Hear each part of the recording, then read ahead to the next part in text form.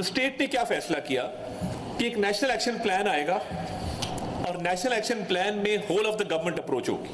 Terrorism کو ختم کرنا، اس کے مقابلہ کرنے کے لیے ریاست کا ایک فیصلہ تھا اور تمام سٹیک ہولڈرز نے اس پہ لبیک کہا.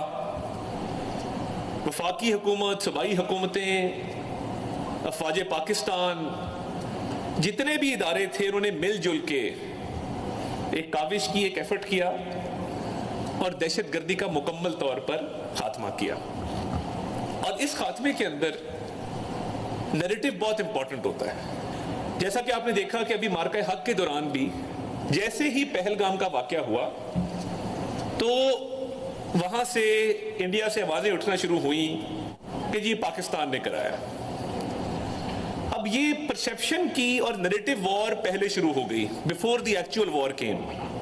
تو اس پہ پھر ریاست نے کیسے رسپونڈ کیا؟ ریاست نے اس طرح رسپونڈ کیا کہ جتنے بھی الزامات لگے تھے پرو ایکٹیولی اس کا جواب دیا گیا. اور یہ سوال اٹھایا گیا کہ پہلگام کے واقعہ ہونے کے آدھے گھنٹے کے اندر اندر ایف آئی آر کیسے رجسٹر ہوئی؟ اور اگر آپ یہ الزام لگا رہے ہیں کہ یہ لوگ پاکستان سے آئے تھے تو پاکستان کی جو لائن آف کنٹرول ہے وہ تو وہاں سے تقریباً کوئی 150 کلومیٹر دور ہے اور بڑے دشوار گزار علاقے ہیں اور پہاڑ ہیں. تو یہ لوگ وہاں کیسے پہنچ کے اتنی کم دیر کے اندر؟ اور آپ کی سیکیورٹی کہاں تھی کہ آپ اگر یہ ایسی بات تھی تو یہ ڈیٹیکٹ بھی نہیں ہوئے؟ تو یہ سوال اٹھا. اور اس کے بعد میں سمجھتا ہوں کہ جو وزیر اعظم صاحب نے پی ایم اے کاکول میں ایک پیشکش کی کہ آپ پہلگام کے واقعے کی بین الاقوامی سطح پر ایک شفاف تحقیقات کروائیں، اس سے ان کا بیانیہ بالکل مر گیا اور ان کے پاس اس کا نہ کوئی جواب تھا اور نہ وہ اس پہ کوئی بات کر سکے. پھر آپ نے دیکھا کہ اگلے کئی روز نیریٹو کی ایک جنگ جاری رہی جس کو میں اب لنک کرنے لگا ہوں پچھلے آرگیومنٹ کے ساتھ، دہشت گردی والے آرگیومنٹ کے ساتھ. اور جب بھی اس دوران بطور وزیر اطلاعات مجھے بھی موقع ملا انٹرنیشنل میڈیا پہ جانے کا، وہ سی این این تھا، بی بی سی تھا، اسکائی تھا، سی این بی سی تھا، الجزیرہ تھا، ال عربیہ تھا، جہاں جہاں میں گیا تو میں نے انہیں یہ کہا کہ کیا آپ ایک ایسی قوم سے یہ توقع رکھتے ہیں کہ جس نے 90,000 شہادتیں دی ہوں دہشت گردی کی جنگ میں، کہ وہ دہشت گردی کو سپورٹ کرے گی؟ نمبر 1. اور یہ 90,000 شہادتیں، اس میں ہماری افواج پاکستان کے جوان، سپاہی، افسر، اس میں پولیس، لا انفورسمنٹ ایجنسیز، اس میں سیاستدان، اس میں عام شہری، انجینئرز، ڈاکٹرز، اس میں بچے. اے پی ایس کا واقعہ، ہمارے بچوں نے بھی خون دیا ہے دہشت گردی کی اس جنگ میں. تو ایک طرف تو وہ قوم اور وہ نیشن ہے کہ جس کے ہر طبقے نے قربانیاں دی ہیں، اور وہ وقت ایسا تھا کہ جب یہ دہشت گردی کی جنگ عروج پر تھی کہ آپ کے ارد گرد ہر دوسرے گھر میں ایک نہ ایک ایسی قربانی کی لازوال داستان آپ کو ملتی تھی. تو ایک طرف تو یہ قوم ہے جو قربانیاں دیتی بھی آئی ہے، دیتی بھی آ رہی ہے، اور دوسری طرف وہ ملک ہے بھارت جس پہ دنیا بھر میں مائنورٹیز کو قتل کروانا، ٹرانس نیشنل ریگریشن، دوسرے ممالک کے اندر اسیسینیشنز کروانا، لوگوں کا قتل کروانا. کینیڈا کے اندر ایک سکھ قتل ہوئے اور وہ پوری دنیا نے دیکھا کہ وہ بھارت سے اس کا لنک اسٹیبلش ہوا. اسی طرح مختلف ممالک کے اندر بھارت نے مائنورٹیز کے ممبرز کو قتل کروایا. اب ایک طرف وہ ملک ہے جو کراس بارڈر ٹیررزم کا الزام پاکستان پہ لگا رہا ہے اور پاکستان دہشت گردی کی جنگ لڑ رہا ہے، اور خود اس کا عمل یہ ہے کہ اس کی اپنی حکومت بیرون ملک لوگوں کو قتل کروا رہی ہے.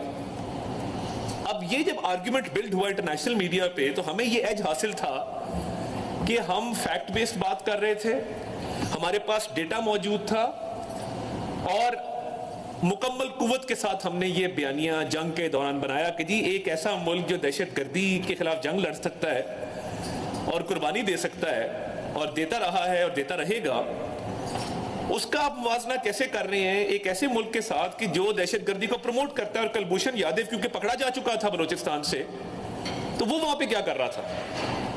اور یہ کیا آبسیشن ہے انڈیا کا بلوچستان کے ساتھ؟ یہ کبھی آپ نے سوچا ہے؟ آپ ان کے ٹی وی چینل لگا کے دیکھیں, ان کے اینکرز کو سنیں, وہ جہاں بیانیہ بلڈ کرتے ہیں تو وہ بلوچستان کو ایک مرکزی اس پہ رکھتے ہیں, ان کو ایک کوئی obsession ہے اس کے ساتھ, اور وہ obsession ہمیں سمجھ آتا ہے. تو وہ کلبھوشن یادیو کی بھی مثال دی گئی کہ کلبھوشن یادیو ٹیررزم کے انسیڈنٹس کر رہا تھا بلوچستان کے اندر, اور وہ دہشت گردوں کی سہولت کاری کر رہا تھا. تو ہمارے پاس تو ایک جیتا جاگتا ثبوت ہے, ہماری کسٹڈی میں ہے, ہم نے پکڑا ہوا ہے اس کو. تو یہ سارے آرگومنٹس جب میڈیا کے سامنے رکھے گئے اور انٹرنیشنل میڈیا کے سامنے رکھے گئے تو ان کے پاس اس کا کوئی جواب نہیں تھا. اور میں یہ اکثر کہتا ہوتا ہوں, اور ہمارا جو کاؤنٹر ٹیررزم کا نیریٹو ہے یہ اس کی کور ایک مرکزی حیثیت رکھتا ہے یہ آرگومنٹ کہ اگر پاکستان اور پاکستانی قوم, پاکستانی افواج اگر یہ دہشت گردی کی جنگ نہ لڑتے تو یہ دہشت گرد دنیا کے ممالک میں پھر رہے ہوتے. تو یہ جو پاکستانی قوم, پاکستانی افواج, پاکستانی معاشرہ ہے, ایک شیلڈ ہے دہشت گردوں اور دنیا کے درمیان. تو جب ایک پاکستانی شہید ہوتا ہے وہ اپنے ملک کے لیے, اپنے کاز کے لیے شہید ضرور ہوتا ہے, مگر وہ دنیا کو ایک پرامن جگہ بنانے کے لیے بھی شہید ہوتا ہے. تو یہ ایک نیریٹو ڈومین میں کاؤنٹر ٹیررزم کو لے کے ہم نے ایک جنگ لڑی جس میں اللہ تعالیٰ نے ہمیں بڑی کامیابی دی. تو یہ تو ایک اوورآل ڈائنامکس ہیں with regard to counter terrorism جو بین الاقوامی سطح پہ پاکستان کا بیانیہ اسٹیبلش ہوا اور دنیا نے ہمارے موقف کو تسلیم کیا. انفارمیشن منسٹری کا آبویسلی اس میں ایک رول ہے, بڑا کلیدی کردار ISPR کا ہے, بہت زیادہ کردار ہماری میڈیا نے اس میں جو ہے رسپانسبل جرنلزم. اس طرح نہیں تھا کہ جس طرح بھارتی میڈیا نے کہا جی لاہور کا پورٹ تباہ کر دیا یا ملتان کا پورٹ تباہ کر دیا. تو ہم نے دیکھا کہ ایک رسپانسبل جرنلزم بھی دیکھنے میں آیا, وہ نیریٹو بلڈنگ کے لیے بہت ضروری تھا. So coming back to national action plan, میں 2017 کی آپ کو مثال دے رہا تھا, میں اس طرف آپ کو آرگومنٹ میں لے کے گیا کہ جہاں پہ ہم نے اپنا نیریٹو اسٹیبلش کیا کیونکہ قوم متحد تھی اور فیکٹس اینڈ فگرز کی سپورٹ کے ساتھ یہ کام کیا, تو اللہ تعالیٰ نے اس میں ہمیں کامیابی دی. اب 2017 جب دہشت گردی ختم ہو جاتی ہے اور پاکستان کے اندر انویسٹمنٹ بھی آ رہی ہے اور امن سکون ہو گیا ہے کراچی سے لے کے خیبر تک, تو اس کے بعد پھر بدقسمتی سے تھوڑی سمپتھی کریٹ کی گئی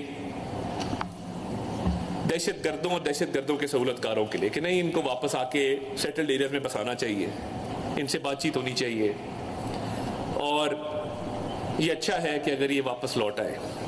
تو اس سے کیا ہوا, جو پالیسی کا ریورسل تھا اس سے کیا ہوا کہ وہ جو 4 سال کا ایفرٹ تھا اس کو بہت شدید نقصان پہنچا. اور شاید اس فیصلے کو لیتے ہوئے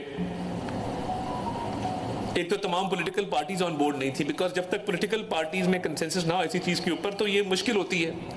تو اس کے نتیجے میں آج جو ہم ایک دہشت گردی کو دیکھ رہے ہیں, یہ 2017 کے بعد جو پالیسی ریورسل تھا یہ اس کا نتیجہ ہے. اللہ کا شکر ہے کہ پچھلے 2.5-3 سالوں کے اندر میں یہ سمجھتا ہوں کہ نیشنل ایکشن پلان کے تحت بہت سارے ایریاز میں بہت بہتری آئی ہے. اس لیے آپ دیکھتے ہیں کہ جو دہشت گرد ہیں وہ اب ہارڈ ٹارگٹ کے پیچھے نہیں جاتے, وہ اب سافٹ ٹارگٹ ڈھونڈیں گے. اسلام آباد کے مضافات میں کوئی ایک امام بارگاہ ڈھونڈ لی, بچوں کی بس ڈھونڈ لی بلوچستان میں, اور سافٹ ٹارگٹ ٹرین جو ہے اس کی طرف چلے گئے. میں جعفر ایکسپریس کا جو ٹرین کا واقعہ تھا, پوری دنیا میں اس طرح کا واقعہ کبھی رونما نہیں ہوا. اور آپ دیکھیں کہ ہماری سیکیورٹی ایجنسیز کی بھی مہارت ہے کہ جس مہارت کے ساتھ انہوں نے اس آپریشن کو کنڈکٹ کیا, تو اس میں تو کوئی شک نہیں ہے کہ ایک نقصان جو ہوا وہ پالیسی کے ریورسل کی وجہ سے ہوا. دوسرا نقصان جو ہوا وہ بیرونی جو ہاتھ اس میں شامل ہے, اس میں بھی اب کوئی شک و شبہ نہیں ہے کسی کو بھی کہ اس میں کوئی یہ بیرونی مداخلت کے بغیر ہے. یہ نہیں ہو سکتا, یہ پاسبل ہی نہیں ہے. اور جب اس طرح کی سبورژن کی جاتی ہے تو ذہن سازی بھی کی جاتی ہے. انفارمیشن ڈومین کے اندر ہمارے پاس قوانین موجود ہیں, سائبر کرائم کے ایک ونگ ایگزسٹ کرتا تھا FIA کے اندر, اب اس کو national cyber crime investigation agency بنایا گیا ہے. ایک شخص کوئی بھی پوسٹ کر کے کسی کی زندگی بھی خطرے میں ڈال سکتا ہے. اس میں بڑے ایشوز ہیں. یہ کاؤنٹر ٹیررزم کے حوالے سے بھی بہت ایشوز ہیں, ہراسمنٹ آف ویمن کے حوالے سے بہت ایشوز ہیں, چائلڈ ابیوز کے حوالے سے بہت ایشوز ہیں, چائلڈ پورنوگرافی کے حوالے سے بہت ایشوز ہیں. تو ڈیجیٹل ڈومین میں یہ بہتر سمجھا گیا کہ لیگل فریم ورک ایک بنایا جائے جو اس چیز کو کاؤنٹر کرے, کیونکہ پرسیپشن بلڈنگ میں, نیریٹو میں جب آپ دیکھتے ہیں کہ مس انفارمیشن سپریڈ کی جا رہی ہے جو سوسائٹی کے لیے خطرہ ہے اور لوگوں کے جان و مال کے لیے خطرہ ہے اور لیگل فریم ورک موجود نہیں ہے, تو پھر یہ قوانین آتے ہیں جس کے ذریعے اس کو کاؤنٹر کیا جاتا ہے. اور یہی نیشنل ایکشن پلان کے تحت جو نیریٹو بلڈنگ ہے اس میں ایک لیگل انفورسمنٹ کا عنصر ہے جس میں قانون سازی کے ذریعے اس کی ریگولیشن کی جاتی ہے, اور پھر سسٹمز ڈیولپ کیے جاتے ہیں کہ جو ایک اینٹی اسٹیٹ بیانیہ کریٹ کر کے لوگوں کی ذہن سازی کی جا رہی ہے اس کو کیسے کاؤنٹر کرنا ہے. اور دیکھیے وہ پروپیگنڈا بیسڈ ہے. میں آپ کو مارنگ بلوچ کی ایک مثال دیتا ہوں. ایک خاتون جو گورنمنٹ کی سبسڈی پہ ڈاکٹر بنتی ہے, اگر گورنمنٹ کی پالیسی سبسڈی دینے کی نہ ہوتی تو شاید وہ ایجوکیشن مکمل نہ کر پاتی. گورنمنٹ کی سبسڈی پہ وہ ڈاکٹر بنتی ہے, اور اسی ریاست جس نے پالا پوسا, جس نے اس قابل کیا کہ آپ ایک پڑھے لکھے ممبر بن سکے سوسائٹی کے, اسی ریاست کے خلاف ایک کیمپین شروع کرتے. تو مجھے کوئی یہ بتا سکتا ہے کہ ڈاکٹر ماہرنگ کے پاس اتنے پیسے کہاں سے آتے ہیں؟ فنڈنگ ہو جاتی ہے دھرنے کی بھی, اور وہ فنڈنگ اسلام آباد آنے کی بھی ہو جاتی ہے, اور وہ اس کو سسٹین کرنے کی بھی کوشش کرتے ہیں. میں یہ کام نہیں کر سکتا کیونکہ ایک لمٹ آئے گی, اس کے بعد میرے پاس فنڈنگ نہیں ہوگی یہ کام کرنے کی. میں ادھر ادھر فائنینشیل ریسورسز کی طرف دیکھوں گا. تو جو میں بیرونی ہاتھ کی بات کرتا ہوں یہ میں ایویڈنس کی بنیاد پہ کر رہا ہوں نا. اگر کلبھوشن نہ پکڑا جاتا بلوچستان سے اور ریاست کے پاس یہ کریڈیبل معلومات نہ ہوتی کہ جو لوگ ریاست کے خلاف یا تو ہتھیار اٹھائے ہوئے ہیں یا ریاست کے بیانیے کے خلاف ایک سبورژن کریٹ کریں, سوشل میڈیا قوانین موجود ہیں تو ہم ان پلیٹ فارمز کو ریکویسٹ کرتے ہیں کہ یہ بند ہونے چاہیے. تو یہ ایک اوور آل جو نیشنل ایکشن پلان کے تحت حکومت کی ترجیحات ہیں اس میں کاؤنٹر ٹیررزم کے لیے قوانین موجود ہیں, تو لیگل فریم ورک موجود ہے, اس میں مزید بہتری لائی جا رہی ہے. مگر نیشنل ایکشن پلان کے تحت میں یہ سمجھتا ہوں کہ بیانیے کی جنگ کے اندر بہت ضروری ہے کہ whole of the government approach, جس میں تمام صوبے شامل ہوں, فیڈرل گورنمنٹ شامل ہو, اور مل کے یہ جو ذہن سازی کی جا رہی ہے اس کا بھی مقابلہ کیا جائے. ابھی کیا جا رہا ہے مگر اس میں گنجائش ہے, اس کو مزید بہتر کیا جا سکتا ہے. تو یہ ازحد ضروری ہے کہ یہ ایک وہی نیشنل ایکشن پلان میں جو پالیسی دی گئی ہے اس کے تحت ہم ایگزسٹنگ لیگل فریم ورک کو بھی بہتر کر سکیں اور پرسیپشن بلڈنگ کے اندر بھی اپنا کردار ادا کر سکیں. اور اس میں صوبائی جو ہماری اسمبلیاں ہیں ان کا بڑا کردار ہے جو انہوں نے قانون سازی کی ہے. بلوچستان گورنمنٹ نے بھی اس میں بڑا کردار ادا کیا ہے, جہاں پہ یہ پروپیگنڈسٹ جو ہیں یہ اپنا بیانیہ بنا رہے تھے, اس کو کاؤنٹر کرنے کے لیے انہوں نے کافی ایفرٹ اپنی بہتر کی ہے. تو اس میں ہم بھی اپنا بھرپور کردار ادا کریں گے. ہم نے ایک نیا ڈپارٹمنٹ بنایا, اس کا نام ہے ڈیجیٹل کمیونیکیشن ڈپارٹمنٹ.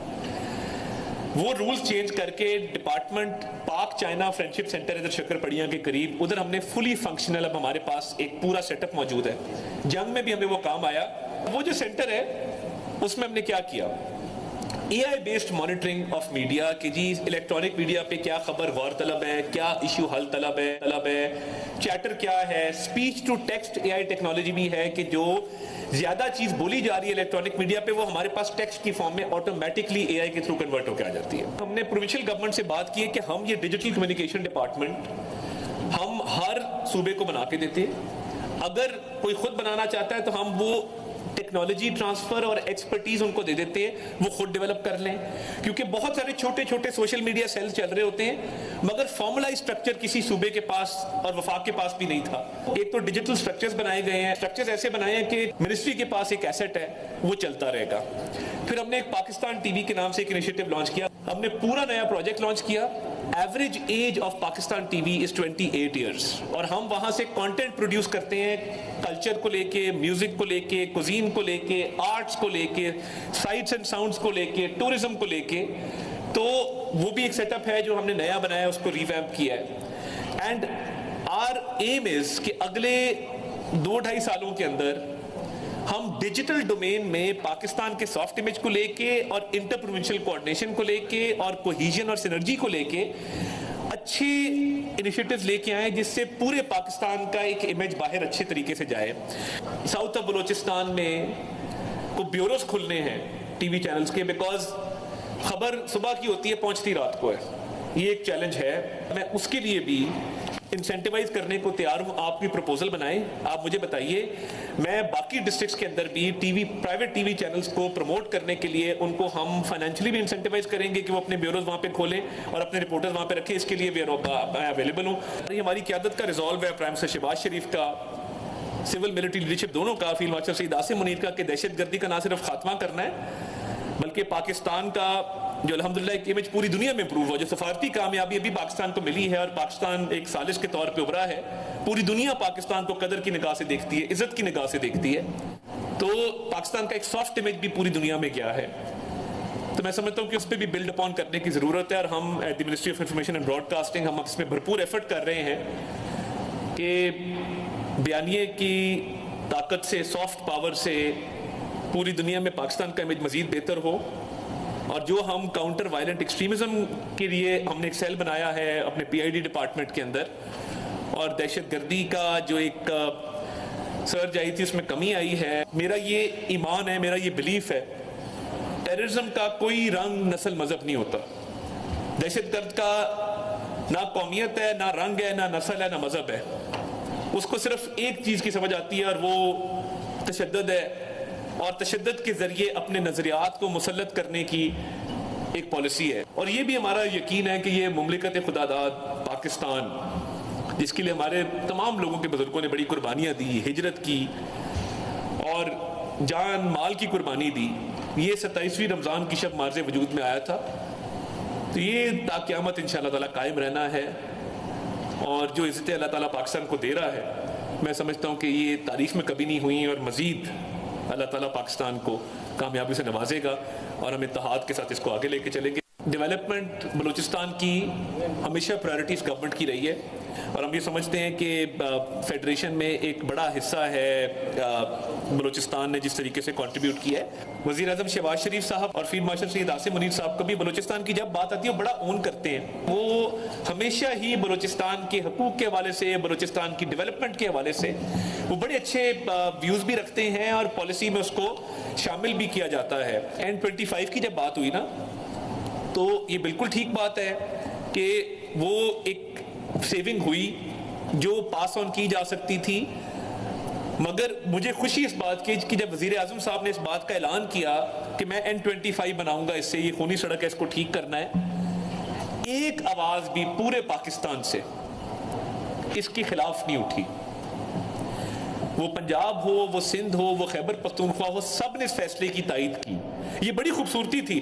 میں سمجھتا ہوں کہ قیادت نے بلوچستان کے بارے سے جو جذبات ہیں وزیر اعظم صاحب کے، وہ آج کے نہیں ہیں، وہ ہمیشہ سے رہے ہیں اور وہ رہیں گے. اور وہ ہر وقت ہمیں ہر میٹنگ میں اس بات کی تاکید کرتے ہیں کہ ڈیولپمنٹ کے اندر اس کا خیال رکھا جائے. جس طرح میں نے کہا کہ وزیر اعظم صاحب جب یہ اختیار نہیں رکھتے تھے بطور وزیر اعلیٰ پنجاب، انہوں نے یہ میک شور کیا. اور میں آپ کو بتاؤں پلاننگ اینڈ ڈیولپمنٹ میں یہ بات طے تھی، وہ بلوچستان کے اسٹوڈنٹس ہوں، بلوچستان کی یونیورسٹیز ہوں، پنجاب سے ہمیشہ انہوں نے کہا کہ میں 1% اس کی رکھوں گا، اور وہ رکھتے آئے.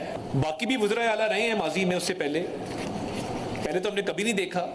ایون بزدار صاحب نے آ کے اس کو نہیں کیا. میڈم مریم نواز شریف صاحبہ نے استعفیٰ بھی، پی ایم ایل این کی وزیر اعلیٰ ہیں، آپ بلوچستان گورنمنٹ سے پوچھیں، انہوں نے کاؤنٹر ٹیررزم میں 15 ارب روپے استعفیٰ دیا ہے. اور وہ بلوچستان گورنمنٹ نے استعفیٰ شکریہ ادا کیا کہ وزیر اعلیٰ صاحبہ نے ایکسٹرا فنڈ ڈیڈیکیٹ کیا بلوچستان کے لیے.